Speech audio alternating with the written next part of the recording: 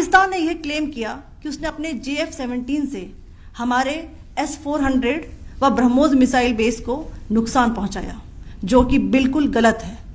दूसरा, उसका यह भी मिस इन्फॉर्मेशन कैंपेन था कि हमारी एयरफील्ड्स जो कि सिरसा, जम्मू, पठानकोट, बठिंडा, नलिया और भुज में हैं, ये उसका मिस इन्फॉर्मेशन भी बहुत गलत है।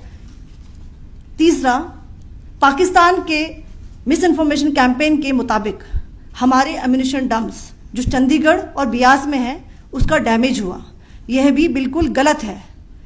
हमने आपको मॉर्निंग ब्रीफिंग में बताया था विथ फैक्ट्स एंड फिगर के साथ कि ये सारी चीज़ें बिल्कुल सही सलामत हैं।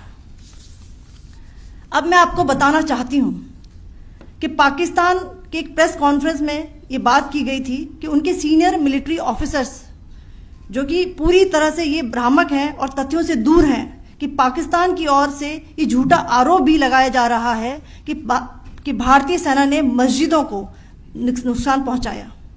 मैं इससे बिल्कुल स्पष्ट करना चाहती हूं कि India is a secular nation और हमारी सेना भारत के कॉन्स्टिट्यूशनल वैल्यूज की एक बहुत प्यारी झलक है। इंडियन आर्म्ड फोर्सेस ने पाकिस्तान को बहुत भारी नुकसान पहुंचाया, उनके मिलिट्री इंफ्रास्ट्रक्चर्स को, चाहे वो लैंड एसेट्स हो या फिर उनके एयर एसेट्स। यही नहीं, इंडियन आर्म फोर्सेस ने पाकिस्तान की एयरफील्ड्स स्कर्दू, जकोबाबाद, सरगोदा और बुलारी को बहुत नुकसान पहुंचाया। इसके अलावा पाकिस्तान के air defence system, radar system, उनको भी एयर स्पेस में अनटेनेबल किया।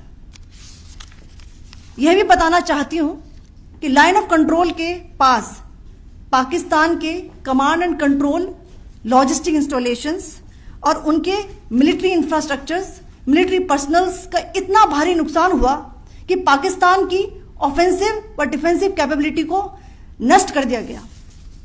अंत में मैं फिर से ये बात दोहराना चाहूंगी, इंडियन आर्म फोर्सेस पूरी तरह से तैयार है, सतर्क है और भारत की संप्रभुता और अखंडता की रक्षा के लिए पूरी तरह से कमिटेड है।